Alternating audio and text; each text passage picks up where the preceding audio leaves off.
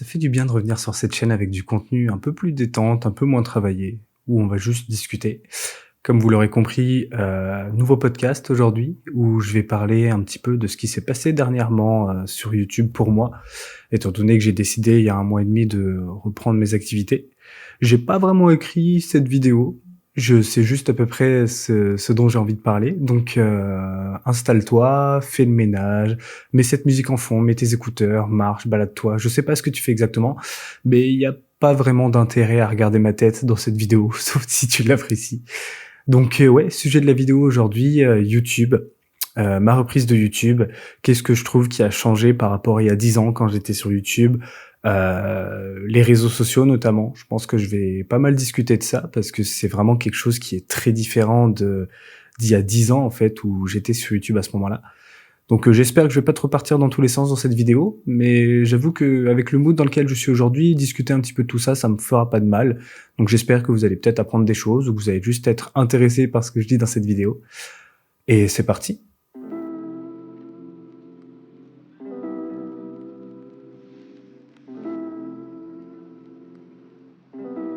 Comme je l'ai dit au tout début de cette vidéo, un petit événement m'a particulièrement marqué récemment. J'ai une vidéo qui a été supprimée de ma chaîne YouTube Just Bruno, donc une vidéo où j'avais pas mal travaillé. Et suite à ça, j'avoue que j'ai été un petit peu dans un mood un peu négatif. J'étais dans une reprise où j'ai pas mal enchaîné les vidéos, et le fait de voir une vidéo sur laquelle j'avais travaillé pas mal de jours comme ça, s'est fait supprimer en fait en un claquement de doigts comme ça m'a un peu mis dans un mood négatif. C'est vrai que depuis quelques années maintenant, j'ai tendance à vite broyer du noir, ce que je ne faisais pas forcément avant, mais je pense qu'avec les expériences de vie négatives, j'ai acquis un petit peu ce caractère où je suis peut-être un peu moins combatif, je sais pas trop comment le dire. Mais ouais, du coup, la suppression de cette vidéo m'a pas mal impacté, pour être honnête.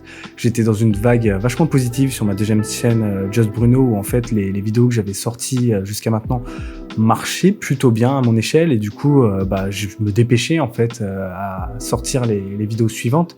C'est aussi pour ça peut-être que j'ai un peu laissé de côté cette chaîne YouTube là, et je m'en excuse si vous préférez ce contenu par rapport à l'autre du coup. Mais plutôt que de broyer du noir et de me forcer à sortir la suite de ces vidéos-là, je me suis dit, pose-toi un petit peu, fais une vraie rétrospective de ce que tu as fait pendant 1 mois et demi, essaye d'analyser ce qui a bien marché, ce qui a moins bien marché, ce que tu as fait de bien, ce que tu as moins fait de bien. Voilà, je vais vous expliquer un petit peu ma stratégie et ce qui s'est passé pendant 1 mois et demi pour moi. Pourquoi aussi je suis revenu sur YouTube, pour donner un petit peu de contexte également, je pense que c'est important.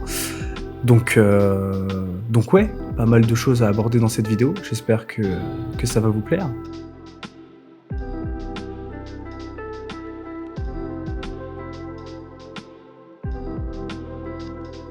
Donc en fait, pourquoi j'ai repris YouTube aussi soudainement, après avoir fait plein de mini comebacks pour à chaque fois rien donner par la suite, c'est tout simplement parce que ma situation professionnelle et personnelle m'a dégagé du temps pour faire ça. J'ai même envie de dire que je pouvais que faire ça entre guillemets pendant 1 mois et demi, parce qu'en fait, pour vraiment tout vous expliquer, depuis le mois de septembre, j'ai des douleurs au niveau du dos, au niveau du bas du dos qui sont apparues. À chaque fois, je mettais ça je mettais ça sous le coup du sport ou de mon activité physique principale au quotidien. En pharmacie, on reste quand même debout parfois de 8h30 jusqu'à 20h, même si de l'extérieur on a l'impression que c'est pas physique. Je vous assure qu'on le sent au niveau des jambes à la fin de la journée. Et du coup, depuis le mois de septembre, ces douleurs se sont installées et en fait, elles ont fait que de s'amplifier. Ce qui a provoqué vraiment le fait, par exemple, que je travaille avec une ceinture lombaire au quotidien. Mais je m'en inquiétais pas plus que ça, hein. Je me disais juste que voilà, c'est peut-être que j'ai fait un faux mouvement, que je fais pas vraiment attention à ce que je fais avec mon dos. Jusqu'à fin janvier, début février, donc tout début de l'année 2024, où à chaque fois on se souhaite une bonne santé, etc. Où dernier week-end de janvier, on devait aller avec ma copine, ma fiancée du coup, à la préparation au mariage, je me rappelle très bien, et où je me suis retrouvé complètement bloqué au milieu du salon, le dos plié en deux, vraiment comme une personne âgée en fait, et je pouvais plus du tout bouger à ce moment-là. C'était horrible, il y avait rien qui me soulageait en médicaments et tout, et c'est là que j'ai commencé à me dire que peut-être que j'ai vraiment quelque chose et qu'il faudrait que je fasse attention à ça. Mais du coup, j'ai pas fait attention à ça. Je suis allé au travail le lundi qui a suivi ce week-end, et au bout de 1 heure et demie, mes collègues l'ont vu, je tenais difficilement debout, je pouvais pas me baisser, j'étais vraiment, pareil, j'étais plié en deux. Suite à quoi mes patrons m'ont dit de rentrer chez moi, en fait, d'aller voir un médecin. Je suis allé voir un médecin, première semaine d'arrêt. La semaine d'après, je retourne au travail parce qu'au fait, ça me saoulait de rester à la maison, mais pareil, au bout de 2 heures, je me retrouve dans la salle de repos en train d'essayer de faire des étirements parce que j'ai trop mal. Du coup, 2 semaines d'arrêt, deuxième semaine d'arrêt à ce moment-là. Et suite à des examens, on me découvre une discopathie dégénérative. Sans roter, c'est mieux. Une discopathie dégénérative et une hernie discale. Une discopathie dégénérative, pour vraiment abréger le truc, c'est en fait un tassement, un affaissement de l'espace entre les 2 disques lombaires qui provoque ces douleurs et cette espèce d'immobilisation que j'avais au quotidien. Du coup, je devais prolonger mon contrat, c'était un CDD jusqu'à février, mais on s'entendait bien avec l'équipe et c'était convenu que je prolonge mon CDD de mars à septembre. Mais forcément, avec mon arrêt et en fait des problèmes qui semblaient s'éterniser, on a préféré mettre un terme, ne pas prolonger mon contrat, ce qui fait que du jour au lendemain, en fait, je me suis retrouvé au chômage. C'était la première fois vraiment que j'étais au chômage, et le premier mois de mars a été vachement compliqué parce que ça faisait pas mal de mois déjà que j'avais ces douleurs-là, et avoir une douleur au quotidien, c'est pas terrible du tout, surtout que là, moi j'aime bien bouger quand même, mine de rien. Du coup, même quand j'étais à la maison et qu'on me disait de ne rien faire, j'essayais de faire du ménage, la vaisselle, de préparer les repas pour moi et ma copine. Enfin, j'essayais de faire toutes ces choses-là, et ouais, il faut se rendre compte que à ce moment-là, même passer le balai, faire la vaisselle, le moins de mouvement qui nécessitait un engagement du dos, en fait, même minime, me faisait mal. Donc le premier mois était très compliqué, et après en fait j'ai discuté du coup avec ma copine, et le deal c'était que jusqu'à mon infiltration, je ne bosse pas, je prenne le temps de me reposer, et après ça je reprends le boulot. Et du coup à ce moment-là je me suis dit écoute, t'as du temps libre, enfin, et t'as pas d'autre excuse en fait pour te remettre à YouTube. T'as enfin un ordinateur qui tient la route, t'as un bon micro. La seule chose qui me manque actuellement, c'est une bonne caméra, mais encore, je trouve que mon téléphone fait le taf. Donc je me suis dit, c'est peut-être le moment de se relancer.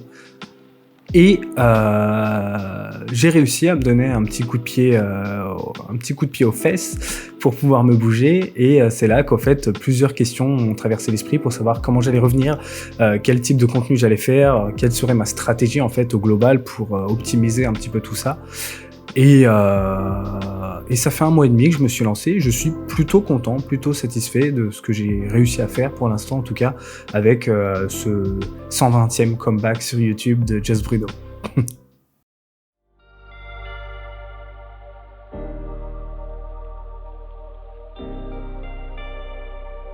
Avant de faire cet énième comeback, il fallait que je me pose la question de qu'est-ce que je voulais vraiment faire. Parce que, vous le savez maintenant, j'arrête pas de le répéter, mais je suis passé par plein de phases différentes sur YouTube, plein de contenus différents, et là je me suis demandé en fait quel type de contenu je voulais vraiment faire, qu'est-ce qui me faisait vraiment kiffer. Et il est vrai que je veux toujours faire du cinéma. J'adore faire de la fiction, écrire des courts-métrages, même faire des podcasts comme celui-ci. C'est vraiment un contenu qui me plaît, mais je me suis rendu compte que renier le cinéma indien, c'était pas du tout la chose à faire. Parce que c'est quelque chose que j'aime beaucoup trop, dont je parle vraiment tous les jours avec des amis, ma famille. Enfin, c'est vraiment quelque chose qui est omniprésent dans ma vie. Et en regardant un petit peu ce qui se faisait sur les réseaux sociaux, je me suis rendu compte que sur le créneau du cinéma indien, il n'y avait pas grand monde qui parlait de ça de manière plutôt bien, pour être tout à fait honnête. Il y a certains TikTokers qui vont faire un TikTok en sortant du cinéma en disant que le film est masse ou je ne sais quoi, mais personne ne faisait vraiment d'analyse poussée, de montage, de storytelling, de choses un peu plus travaillées en fait que juste un TikTok pour dire que le film est bien ou pas. Donc je me suis dit, écoute Bruno, prends le créneau. En fait, reprends ça en main, essaye de faire quelque chose de mieux forcément que ce que tu faisais il y a quelques années, mais il y a quelque chose à faire, le cinéma indien est en train d'évoluer, donc reprends cette activité-là. Et donc je me suis posé la question de est-ce que je fais ça sur la même chaîne YouTube ou est-ce que je fais ça sur 2 chaînes distinctes, parce que je voulais reprendre des activités relatives au cinéma indien, mais je voulais également continuer les activités un peu plus personnelles comme ce podcast, comme mes courts-métrages, les analyses de courts-métrages que j'ai commencé à faire sur cette chaîne. Et donc, ouais, j'ai décidé de créer 2 chaînes YouTube pour vraiment dissocier ces 2 activités. Une qui est donc Just Bruno aujourd'hui, qui est dédiée au cinéma indien, et cette chaîne-là, donc Uhora, qui est plus dédiée à des activités un peu plus personnelles, qui me concernent un peu plus. Et c'était très important pour moi de faire cette distinction, même si aujourd'hui on me dit que certains pensent que je dois plus me focaliser sur le cinéma indien, par exemple, parce que c'est ce qui marche le mieux. Mais j'étais plus dans l'optique à ce moment-là de faire tout ce dont j'avais envie de faire. Pendant toutes ces années, j'ai travaillé, je me suis trouvé pas mal d'excuses pour pas me relancer sur YouTube, alors que je fais que d'en parler quotidiennement avec tout le monde autour de moi, donc les gens savent que j'aime vraiment faire ça. Et en fait, je me suis dit à ce moment-là, par contre, si tu te relances sur YouTube, fais tout ce dont tu as envie. Ne regarde pas les vues, ne regarde pas les pouces rouges, les commentaires négatifs, enfin je ne sais quoi, ne te fais pas parasiter par tout ce qui peut tourner autour de cette activité-là, mais juste fais-toi kiffer. Et du coup, c'est ce que j'ai fait. Et j'ai donc décidé de faire 2 chaînes bien distinctes. Et là, pareil, j'ai réfléchi à une nouvelle identité sur YouTube. La chaîne Just Collie, je l'ai jamais supprimée. À l'heure où je parle, elle est à 1300 vues, mais quand je l'ai repris, alors que je publiais plus rien dessus, elle était encore à 1000 vues, 1000 abonnés, pardon. Et pareil pour Focus, je voulais changer le nom de cette chaîne parce que Focus, c'est un nom qui veut absolument rien dire. Il y a plein de chaînes, plein d'entreprises qui s'appellent déjà comme ça. Et je voulais un nom un peu plus symbolique, un peu plus personnel. Et je me suis creusé la tête pas mal. Pas forcément pour la chaîne Focus, je savais déjà quel nom je voulais lui donner, mais plus sur l'autre chaîne, parce que je voulais un nom un peu plus fun, un peu plus décontracté, mais qui évoque directement le cinéma indien. Je me suis vachement cassé la tête à chercher un nom, et finalement, j'ai pas trouvé, ça me plaisait pas. Et du coup, symboliquement, j'ai décidé de la renommer Just Bruno, comme le premier nom du coup de la chaîne il y a 10 ans. Parce que ça me faisait marrer et que pareil c'est un renouveau, c'est une symbolique, c'est la résurrection de cette chaîne entre guillemets. Ça me faisait rire de la faire revenir avec ce nom-là. Et concernant Uhora, personne me l'a demandé du coup ce que ça voulait dire. Je suis un peu déçu, mais c'est parce qu'elle a moins de visibilité forcément cette chaîne que l'autre. Mais Uhora en fait c'est un mot maoré. Ça me tenait à cœur de choisir un mot maoré parce que tout comme en fait le comeback sur cette chaîne, mon voyage à Mayotte l'année dernière m'a vraiment permis de rebondir après mon burn-out. C'est vraiment ce challenge dans ma vie, le fait de partir tout seul dans cette île qui n'était pas forcément réputée pour être très safe.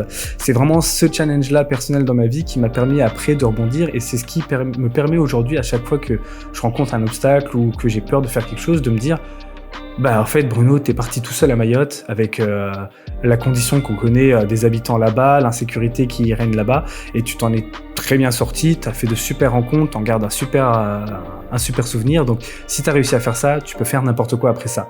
Surtout si tu l'as fait tout seul sans l'aide de personne, j'ai été soutenu, je l'aurais peut-être pas fait de moi-même si ma copine m'avait pas conseillé de le faire, c'est elle qui m'a poussé à le faire et elle a eu entièrement raison. Mais voilà, ça me tenait à cœur d'avoir un nom maoré pour cette chaîne, et donc Uhora veut dire rêver.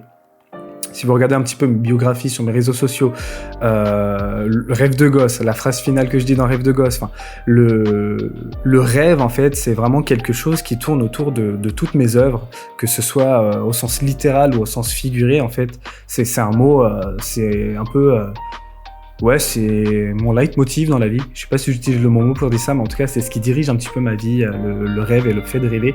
Donc en fait, Uhora veut dire rêver en maoré. Je sais plus si c'est en chi maoré ou en shibushi, j'ai pas envie de dire de bêtises, c'est deux langues différentes, mais en tout cas voilà. Uhora veut dire rêver, et donc je me retrouvais donc avec Uhora et Just Bruno, 2 chaînes distinctes. Et du coup, je me suis dit, il faut que tu trouves un concept un peu fort pour revenir sur les 2 chaînes. Pas forcément, il fallait que... Les 2 contenus, vous l'avez peut-être vu sur les 2 chaînes, sont assez différents. Sont assez différents. Sur Just Bruno, je vais avoir des vidéos qui sont beaucoup plus montées, avec beaucoup plus de montage, d'écriture, alors que sous Uhora, je me détends un peu plus. Je suis beaucoup plus moi-même.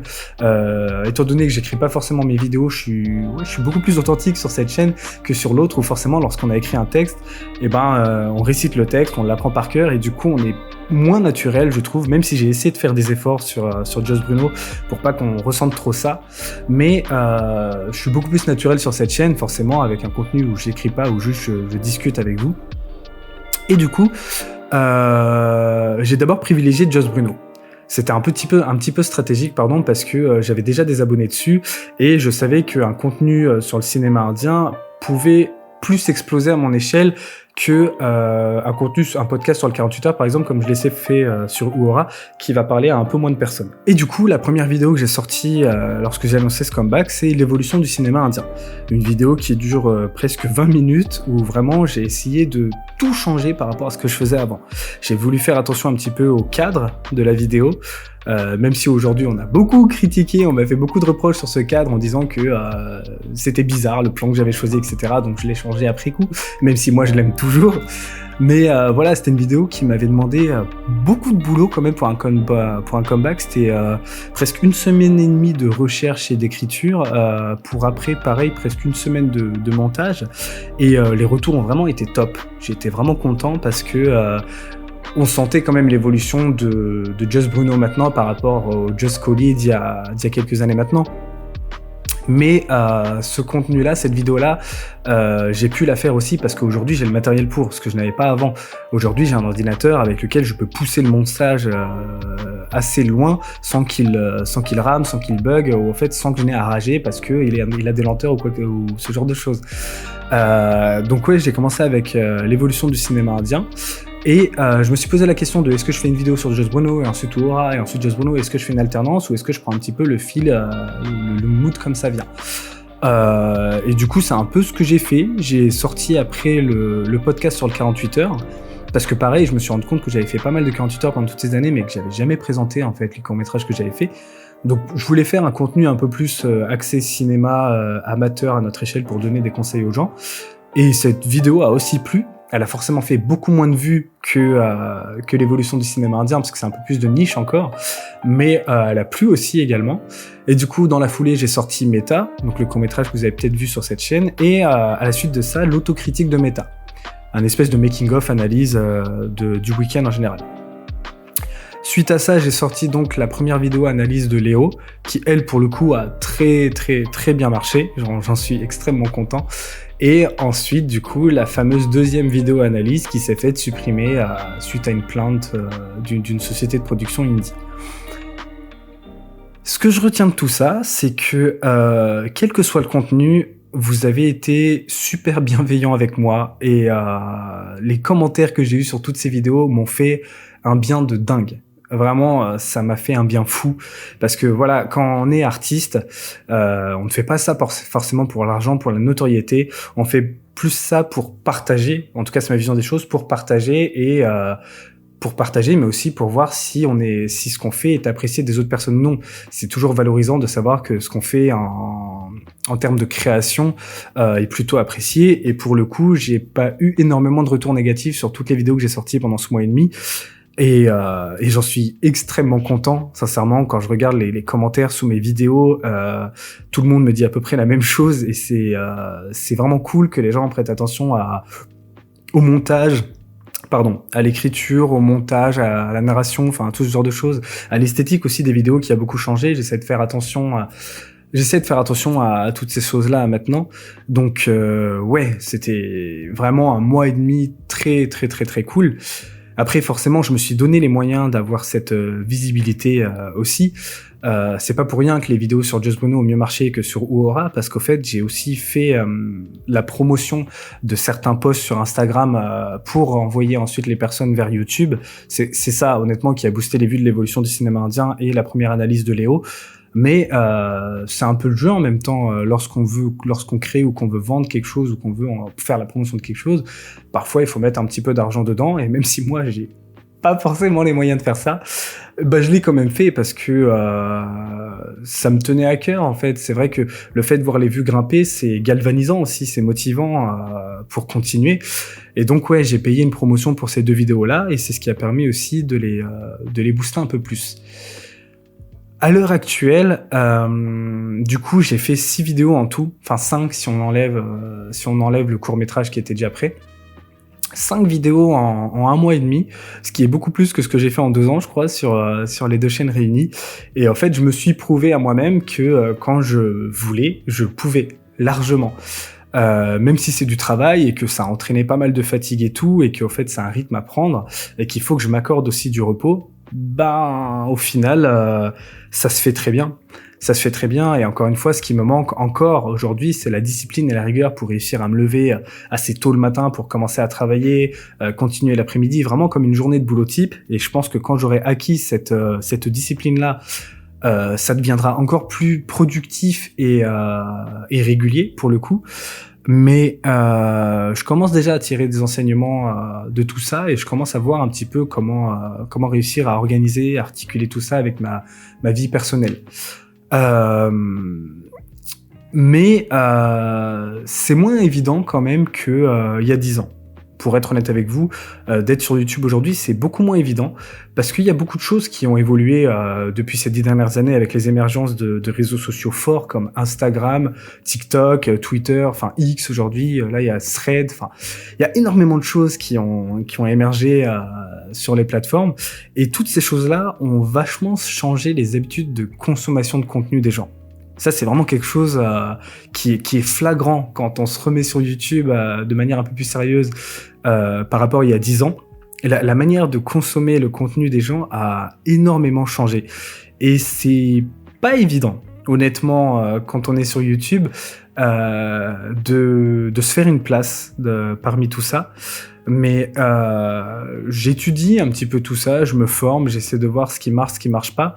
Mais ça parasite quand même pas mal mon activité principale. Je parle vraiment à titre personnel, mais moi qui veux faire des vidéos YouTube, qui veut faire des podcasts, des analyses de films, des critiques, des analyses d'articles, enfin je sais pas, des courts-métrages, bref, tout le contenu que je fais sur ces deux chaînes-là, et ben je suis quand même pas mal parasité par tout cet aspect réseau social, pour être honnête.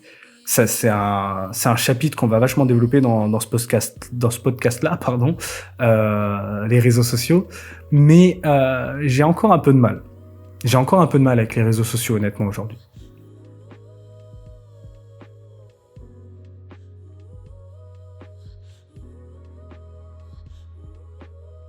Aujourd'hui, quelle que soit notre activité, que ce soit de l'entrepreneuriat, de l'industrie, de la restauration, de la création de contenu, de l'influence sur les réseaux sociaux, et ben justement, les réseaux sociaux sont devenus indispensables pour développer son activité. C'est vraiment quelque chose qui s'est installé depuis ces dernières années dans le temps, mais qu'on veuille vendre des kebabs ou des prestations, je sais pas moi, faire du ménage, enfin n'importe quoi, je sais pas comment m'exprimer, mais quelle que soit la chose qu'on veut vendre, que ce soit une prestation, quelque chose de pas palpable ou un objet, de l'alimentation, de la restauration ou même des prestations un peu privées comme les plateformes style Mime, OnlyFans, tout ça, les réseaux sociaux sont devenus indispensables pour développer cette activité-là. Et forcément, ça vaut aussi pour YouTube. Quand on est vidéaste sur YouTube, maintenant, ça ne suffit plus juste de sortir ses vidéos et d'en parler à son entourage ou d'en parler un petit peu sur Facebook ou sur Instagram. Il faut en fait être omniprésent sur toutes ces plateformes-là. Moi, c'est vrai que depuis le confinement, je consomme un petit peu TikTok, mais de la même manière que tout le monde, c'est-à-dire que je scrolle bêtement dans mon lit ou sur mon canapé à regarder des vidéos que j'aurais jamais regardées avant pour avoir ma fameuse dose de dopamine dont on parle souvent en ce moment. Mais j'avais jamais vraiment eu envie de me lancer dessus. Tout comme Instagram, hein, pour les personnes qui me suivent, vous voyez très bien que je fais beaucoup moins de stories qu'avant, je fais beaucoup moins de clown en story qu'avant, je publie beaucoup moins de photos de moi qu'avant. J'ai perdu un petit peu cet intérêt des réseaux sociaux, mais il a fallu que je m'y remette lorsque j'ai repris YouTube. Il a fallu que je m'y mette pour promouvoir les vidéos que je faisais dessus.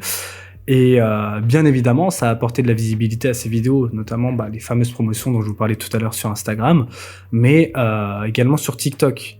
Quand j'ai commencé TikTok, je crois que j'avais 30 abonnés sur TikTok, alors que j'avais jamais rien publié, et aujourd'hui on approche des 500. Donc en un mois et demi, presque 500 abonnés. Je sais pas comment ça marche vraiment TikTok, mais moi, à titre perso, je trouve ça plutôt cool. Mais du coup, pour promouvoir ces vidéos, il fallait que, forcément, que je fasse des extraits, des shorts, des réels de ces vidéos-là pour pouvoir les mettre sur les réseaux sociaux. Pour que les gens puissent en fait regarder un extrait et puissent avoir envie de découvrir la vidéo en entière. Mais ça marche pas. Ça marche pas parce qu'aujourd'hui, les gens sont dans un mode de consommation qui est très différent de il y a 10 ans. Ça a énormément évolué, en fait. TikTok, le phénomène TikTok a amené sur le devant de la scène les contenus courts, éphémères, les trends, enfin tous ces contenus qu'on va regarder qui nous prennent 30 secondes de temps pour ensuite passer à un autre. Ce qui fait que quand je mets un extrait sur TikTok d'une de mes vidéos, peut-être que l'extrait va marcher. J'ai pas mal d'extraits qui atteignent bientôt les 9000 vues sur mon TikTok. Enfin, de manière générale, quand j'en mets, ça marche plutôt bien. Mais les gens ne vont pas voir la vidéo en entier après. Tout simplement parce qu'ils n'ont pas le temps et parce qu'ils switcher de TikTok où il y a juste à scroller pour voir autre chose à YouTube où on passe du coup d'un contenu qui durait 30 secondes, 1 minute sur TikTok à une vidéo qui dure 15 minutes, ça peut en rebuter plus un de par les habitudes qui ont été instaurées avec le temps.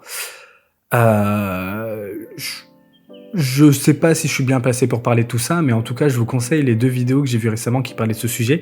Celle de Fabien Olicard et de Léo Duff, qui explique comment TikTok, en fait, a reformaté nos cerveaux quant à la consommation de création de contenu.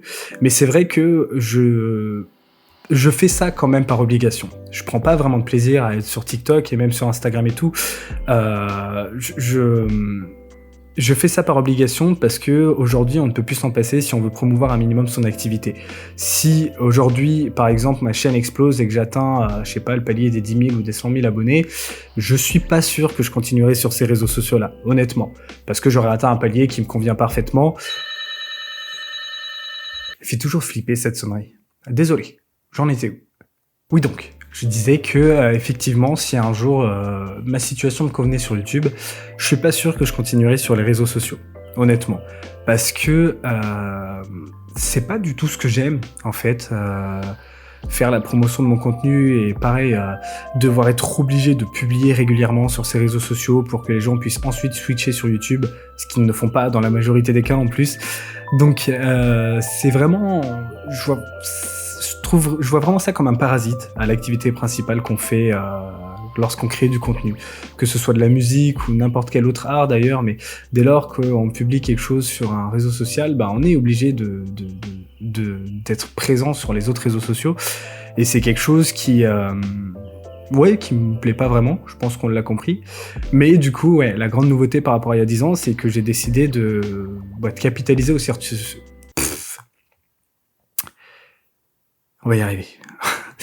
Mais du coup, la grande nouveauté de cette année par rapport à il y a 10 ans quand j'étais sur YouTube, c'est que j'ai décidé un petit peu de capitaliser sur TikTok. Parce que quoi qu'on en dise, en fait, c'est le réseau social du moment. Et c'est là qu'il y a potentiellement la plus grande visibilité qu'on puisse s'attirer. Et je l'ai bien vu, en fait, avec les vidéos que j'ai publiées là-dessus. Parce que la plupart des gens, pareil, étaient plutôt bienveillants, avaient de bons retours sur mes vidéos. Et j'ai même eu l'occasion de recroiser des personnes qui me suivaient pendant toutes ces années, qui m'ont un peu perdu de vue, qui m'ont reconnu à travers ces vidéos. Ce qui m'a fait, sur le coup, je vous l'avoue, extrêmement plaisir parce que quand on crée du contenu et quand on se considère comme artiste, moi à la base je veux faire du cinéma, c'est vraiment une passion, et je me considère comme un artiste, un grand rêveur dans la vie de tous les jours, et on a envie un petit peu de marquer les esprits.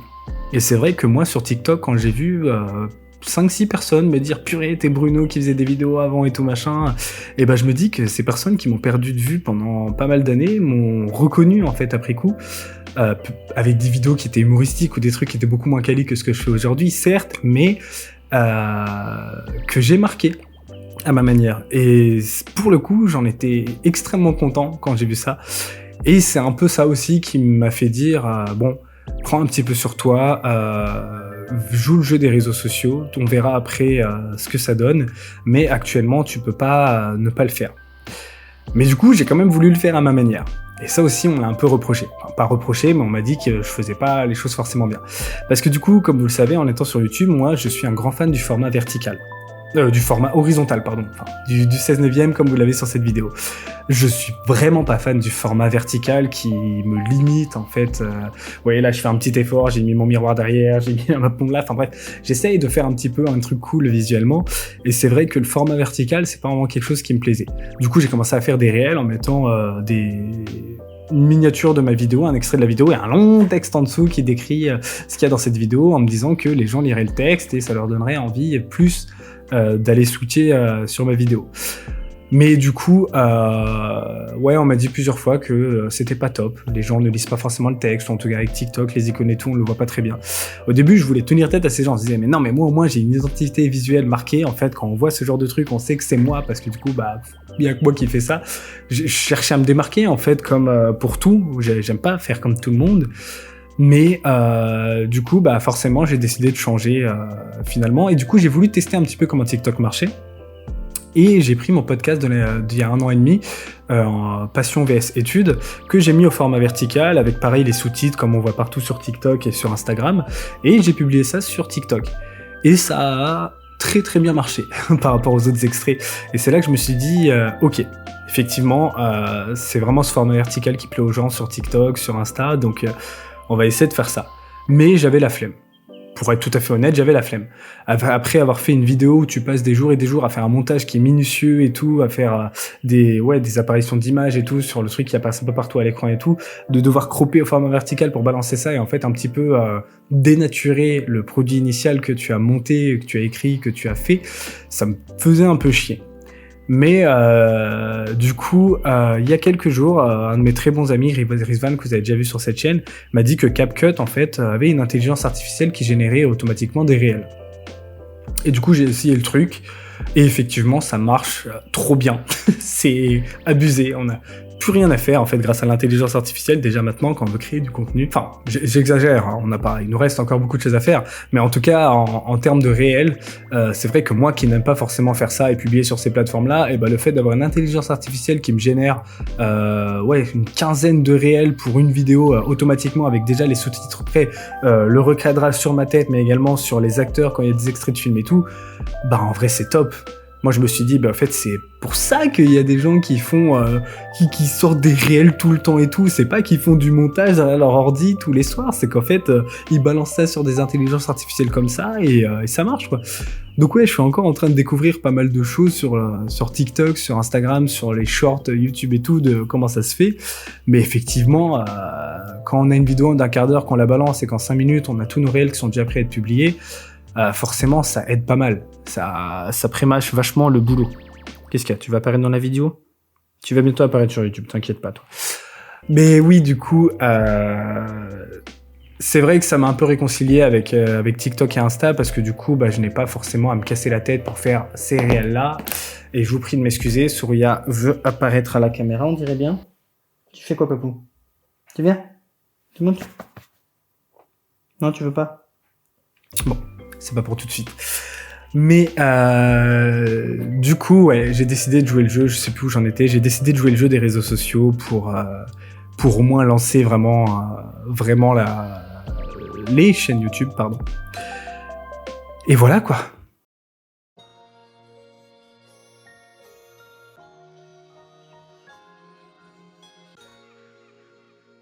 Maintenant que je suis lancé, forcément, je me pose encore des questions sur comment articuler les deux chaînes, comment concilier en fait les deux contenus, parce que j'ai envoyé par exemple l'évolution du cinéma indien à des amis qui regardaient pas forcément le cinéma indien à la base, et c'est vrai qu'ils ont été honnêtes avec moi, ils m'ont dit c'est pas forcément le contenu, enfin les types de films qu'on regarde, donc on n'est pas forcément intéressé par ça.